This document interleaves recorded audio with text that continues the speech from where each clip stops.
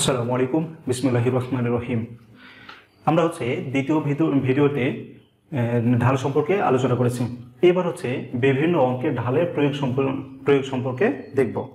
তো প্রথমে আমরা দেখি যে বিভিন্ন অঙ্কের ঢালের প্রয়োগ। প্রথমে যদি 1 নম্বরটা আমরা দেখি, বলছে যে 3টি বিন্দু একই সরলরেখায় অবস্থিত হলে, যদি কোনো একটি সরলরেখায় 3টা বিন্দু অবস্থিত হয়, তাহলে এই তিনটি বিন্দু দ্বারা, অর্থাৎ এ এবং বি, আমরা ধরে নিলাম একটি সরলরেখা, এই সরলরেখায় এ বি সি 3টি বিন্দু অবস্থিত। এ বিন্দুর স্থানাঙ্ক x1 y1, বি বিন্দুর স্থানাঙ্ক x2 y2 এবং সি বিন্দুর স্থানাঙ্ক x3 y3 যদি হয়, তাহলে বিন্দু দুটি একই সরলরেখায় অবস্থিত হলে প্রথম দুইটি বিন্দু দ্বারা গঠিত ঢাল এবং দ্বিতীয় দুইটি বিন্দু দ্বারা গঠিত ঢাল পরস্পর সমান হবে। তো এই টাইপের অঙ্ক অনেক বেশি পরিমাণে আসে। তাহলে এই প্রয়োগটা, ঢালের এই প্রয়োগটা আমরা মনে রাখবো। তাহলে 3টা বিন্দু যদি একই সরলরেখায় অবস্থিত হয়, প্রথম দুইটা বিন্দুর ঢাল সমান সমান হচ্ছে দ্বিতীয় দুইটা বিন্দুর ঢাল।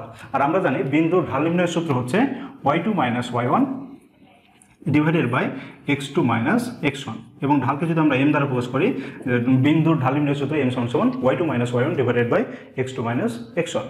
তাহলে আমরা 1 নম্বর মনে রাখবো। এবার 2 নম্বরে বলা হচ্ছে যে কোনো সরলরেখা x অক্ষের ধনাত্মক দিকের সাথে যদি থিটা কোণ উৎপন্ন করে। খুবই ইম্পর্টেন্ট একটা এমসিকিউ, যে কোনো একটি সরলরেখা যদি x অক্ষের ধনাত্মক দিকের সাথে থিটা কোণ উৎপন্ন করে, তাহলে সেই ক্ষেত্রে কোণের মানটা কত? তাহলে আমরা ধরে নিলাম x ও x ড্যাশ এটি একটি অক্ষ। এই x অক্ষের সাথে যদি কোনো একটা সরলরেখা থিটা কোণ উৎপন্ন করে, ধরে নিলাম যে একটি সরলরেখা হচ্ছে y = mx + c, এই আকারের একটি সরলরেখা থিটা কোণ উৎপন্ন করলে সেই ক্ষেত্রে থিটা কোণের মানটা নির্ণয় করো। তাহলে থিটা কোণের মান নির্ণয় করতে হলে সূত্র হচ্ছে ঢাল m সমান হচ্ছে tan থিটা।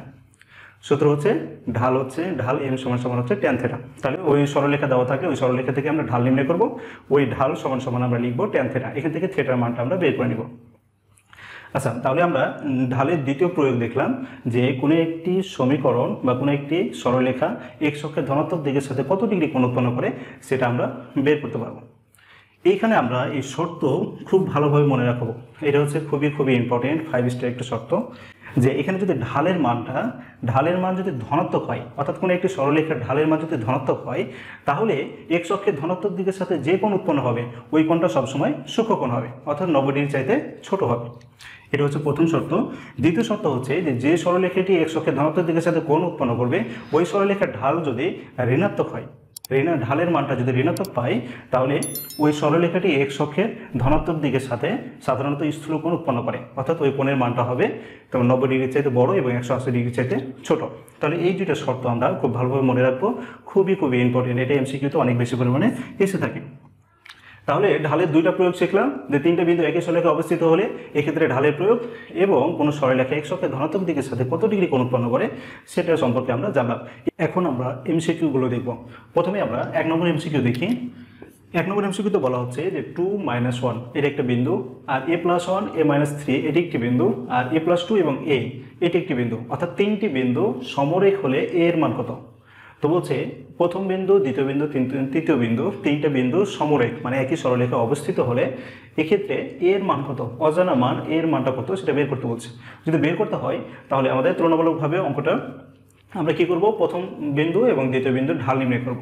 তারপরে দ্বিতীয় বিন্দু এবং তৃতীয় বিন্দুর ঢাল নির্ণয় করে পরস্পর সমান করে দিলে অ্যান্সারটা চলে আসবে। তাহলে প্রথমে আমরা বের করি, প্রথম বিন্দুর যদি ঢাল নির্ণয় করতে যাই, তাহলে আমরা জানি এটা x1 y1, এটা হচ্ছে x2 y2, তাহলে y2 - y1 আমাদের ঢাল নির্ণয়ের সূত্র ছিল y2 - y1। তাহলে y2 এর জায়গায় হচ্ছে a - 3, y2 - y1 y1, তাহলে y1 এর মান মাইনাস যদি বসাই তাহলে ওই মাইনাসে হয়ে গেল প্লাস, একবারে করে দিলাম y2 - y1 divided by x2 - x1। তাহলে x2 হচ্ছে a + 1 আর x1 এর মান হচ্ছে -2, x2 - x1 সমান আমরা লিখতে পারি যে দ্বিতীয় এবং তৃতীয় বিন্দুর আমরা এখন ঢাল নির্ণয় করব। তাহলে এটা যদি x1 হয়, এটা x2, এটা হচ্ছে y1, এটা x1, এটা y1, এটা x2, এটা y2। তাহলে আমরা জানি y2 - y1, তাহলে y2 হচ্ছে এখানে a, আর y1 বলতে হচ্ছে a - 3, যেহেতু সূত্রে মাইনাস আছে, মাইনাস দ্বারা একবারই গুণ করে দিলে -a আর মাইনাসে +3।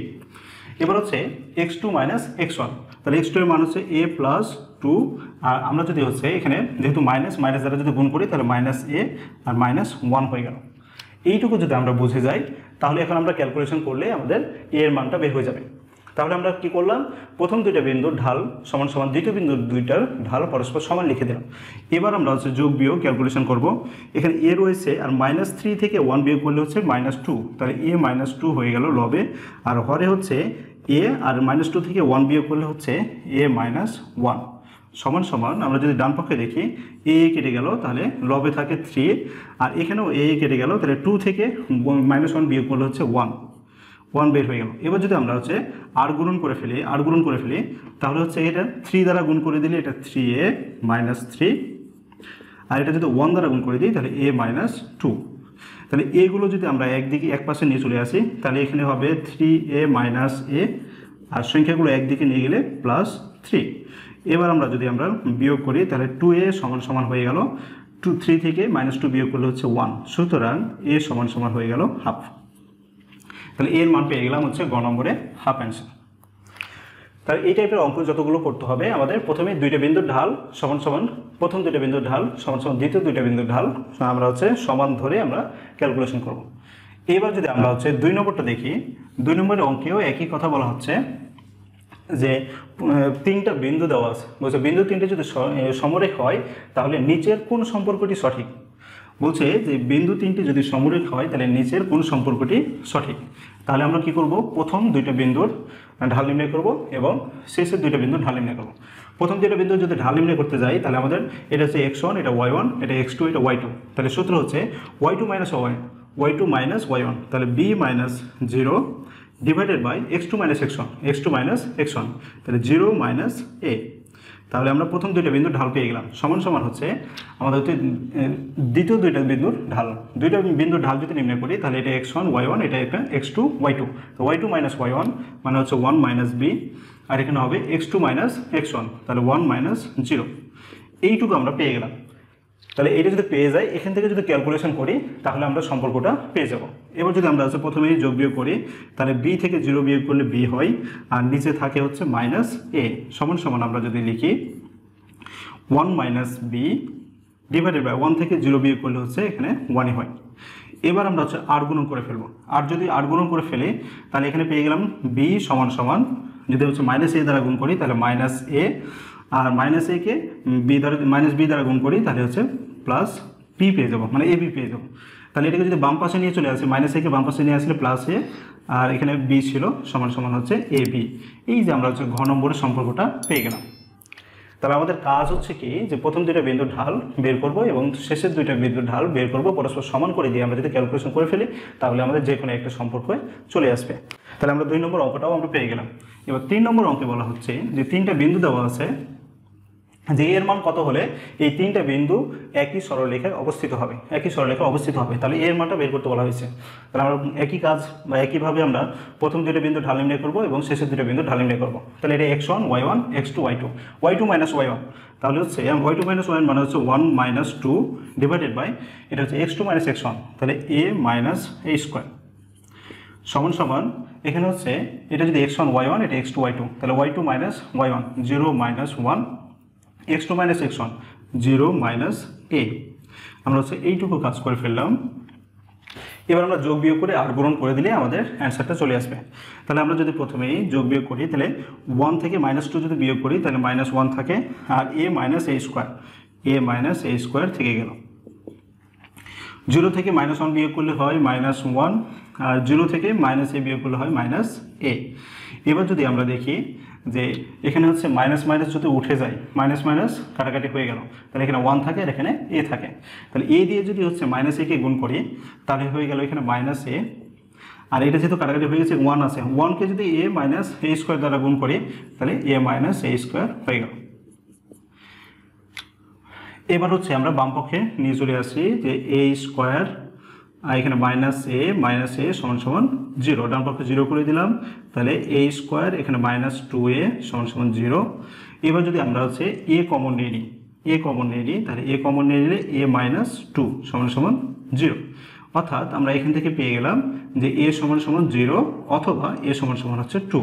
তাহলে আমার অ্যান্সার হচ্ছে ঘ নম্বর হয়ে গেল, a সমান সমান 0 অথবা a সমান সমান 2। তাহলে আমরা দেখলাম যে তিনটা বিন্দু যদি সমরেখা হয় তাহলে ঢাল ব্যবহার করে কিভাবে অঙ্কগুলো সমাধান করতে হয় সেটা দেখলাম। এবার এক্স অক্ষের ধনাত্মক দিকের সাথে কোণ উৎপন্ন করে সেই এমসিকিউগুলো দেখব। 4 নম্বর এমসিকিউটা দেখি। 4 নম্বরে বলা হচ্ছে যে দুইটি বিন্দুর স্থানাঙ্ক 4, 2 এবং 7, 5, দুইটা বিন্দুর স্থানাঙ্ক দেওয়া আছে 4, 2, 7, 5, বিন্দু দ্বয়ের সংযোজক রেখাটি, দুইটা বিন্দু দ্বারা সংযোজক রেখাটি এক্স অক্ষের ধনাত্মক দিকের সাথে কত ডিগ্রি কোণে আনত সেটা নির্ণয় করতে বলা হয়েছে। তাহলে দুইটা বিন্দু দেওয়া আছে, তাহলে এই দুইটা বিন্দুকে আমি একটি সরলরেখা এক্স অক্ষের ধনাত্মক দিকের সাথে কত ডিগ্রি কোণ উৎপন্ন করে সেটা নির্ণয় করতে বলা হয়েছে। তাহলে আমরা জানি যে এক্স অক্ষের সাথে যদি ধনাত্মক ডিগ্রি কোণ উৎপন্ন করে তাহলে সূত্র হচ্ছে যে ঢাল, ওই সরলরেখাটির ঢাল এম সমান হচ্ছে ট্যান থেটা, ঢাল সমান ওই সরলরেখাটির ট্যান থেটা। তাহলে আমরা জানি যে যদি থেটা কোণ উৎপন্ন করে তাহলে এম সমান হচ্ছে ট্যান থেটা, তাহলে এম হচ্ছে তার ঢাল। তাহলে যেহেতু দুইটা বিন্দু দেওয়া আছে তাহলে দুইটা বিন্দু ঢাল নির্ণয় করবো। আগে প্রথমেই আমরা হচ্ছে এম সমান ঢাল নির্ণয় করবো। তাহলে এটা x1 y1 x2 y2, বিন্দু ঢাল নির্ণয়ের সূত্র হচ্ছে y2 - y1 divided by x2 - x1। তাহলে এটা হচ্ছে y2 আর এটা হচ্ছে y1, তাহলে হচ্ছে 5 - 2 ডিভাইডেড বাই y1 এর মানে আমরা হচ্ছে y2 - y1 পেয়ে গেলাম, এটা হচ্ছে x1 এটা x2, x2 - x1 মানে হচ্ছে 7 - 4, 7 - 4 সমান যদি আমরা ক্যালকুলেশন করি তাহলে এখানে পেয়ে গেলাম 3 আর এখানেও 3 সমান আমরা পেয়ে গেলাম 1, তাহলে ঢাল পেয়ে গেলাম 1। তাহলে ওই যে সরলরেখাটি এক্স অক্ষের ধনাত্মক দিকের সাথে কোণ উৎপন্ন করবে তার ঢাল পেয়ে গেলাম 1 যদি পেয়ে যায় ধরি থেটা কোণ উৎপন্ন করে, তাহলে এখন ঢালের মান যদি 1 বসিয়ে দিই সমান হচ্ছে ট্যান থেটা। তাহলে কোণের মান বের করলে আমরা জানি ট্যান 45 ডিগ্রি মান 1, তাহলে ট্যান 45 ডিগ্রি সমান হচ্ছে ট্যান থেটা। তাহলে ট্যান উঠে গেল, থেটা সমান হচ্ছে 45 ডিগ্রি। তাহলে যে এই দুইটা বিন্দু সংযোগ সরলরেখা ঢাল আমরা পেয়েছিলাম 1, তাহলে এই সরলরেখাটি এক্স অক্ষের ধনাত্মক দিকের সাথে কত ডিগ্রি কোণ উৎপন্ন করে, 45 ডিগ্রি কোণ উৎপন্ন করে সেটা আমরা পেয়ে গেলাম। তাহলে প্রথমে অবশ্যই আমার ঢাল জানতে হবে ওই সরলরেখাটি, তারপরে আমরা এম সমান ট্যান থেটা সূত্র দিয়ে কোণের মানটা বের করে নিতে পারবো। এবার বলছে 6 নম্বর অঙ্কে বলা হচ্ছে যে y = x সরলরেখাটি এক্স অক্ষের ধনাত্মক দিকের সাথে কত ডিগ্রি কোণ উৎপন্ন করে সেটা নির্ণয় করো। y = x, এটি একটি সরলরেখা, এই সরলরেখাটি এক্স অক্ষের ধনাত্মক দিকের সাথে কত ডিগ্রি কোণ উৎপন্ন করে সেটা নির্ণয় করো। তাহলে আমরা এখান থেকে ঢাল নির্ণয় করব। যেহেতু y = x দেওয়া আছে, আমরা জানি যে সরলরেখার ঢাল নির্ণয়ের সূত্র হচ্ছে y হচ্ছে mx প্লাস সি, এই যে এক্স এর সাথে যেটা গুণ অবস্থায় থাকবে সেটা হচ্ছে ঢাল। যেহেতু এই সমীকরণটা y = x আকারে রয়েছে, তাহলে এক্স এর সাথে যেটা গুণ অবস্থায় থাকবে সেটা ঢাল। এক্স এর সাথে কোনো কিছু গুণ অবস্থায় নেই মানে এই সমীকরণের ঢাল হচ্ছে m সমান হচ্ছে 1, কোনো কিছু নেই মানে 1 গুণ অবস্থায় আছে। তাহলে এখন যদি এই সরলরেখাটির ঢাল যেহেতু 1 রয়েছে, তাহলে আমরা যদি সরলরেখাটি যদি এক্স অক্ষের ধনাত্মক দিকের সাথে যদি থেটা কোণ উৎপন্ন করে তাহলে সূত্র হচ্ছে m সমান হচ্ছে ট্যান থেটা। m এর মান পেয়ে গেলাম হচ্ছে 1 আর ট্যান থেটা। আমরা জানি ট্যান 45 ডিগ্রির মান হচ্ছে 1, 45 ডিগ্রি সমান হচ্ছে ট্যান থেটা সমান হচ্ছে থেটা সমান হচ্ছে 45 ডিগ্রি। তাহলে এই অঙ্কের অ্যান্সারও হয়ে গেল 45 ডিগ্রি। 6 নম্বর অঙ্ক বলছে যে কোনো সরলরেখার ঢাল যদি 1/√3 হয়, কোনো সরলরেখার ঢাল 1/√3 হলে সরলরেখাটি এক্স অক্ষের ধনাত্মক দিকের সাথে কত ডিগ্রি কোণ উৎপন্ন করবে সেটা নির্ণয় করুন। তাহলে এটা আমরা জানি যে ঢাল যেহেতু m সমান দেওয়া আছে 1/√3, আর আমরা জানি যে ট্যান থেটা সমান হচ্ছে ঢাল m। তাহলে ঢালের মানটা যদি আমরা বসিয়ে দিই তাহলে হচ্ছে 1/√3, আমরা জানি ট্যান 30 ডিগ্রির মান 1/√3, তাহলে ট্যান থেটা সমান হচ্ছে ট্যান 30 ডিগ্রি,